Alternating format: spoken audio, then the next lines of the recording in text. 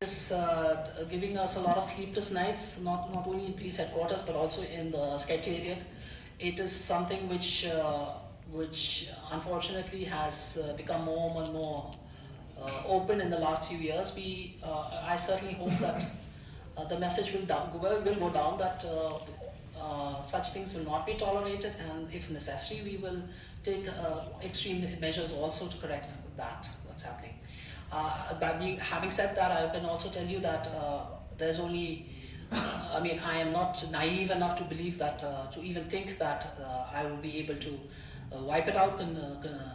totally, but to the extent possible,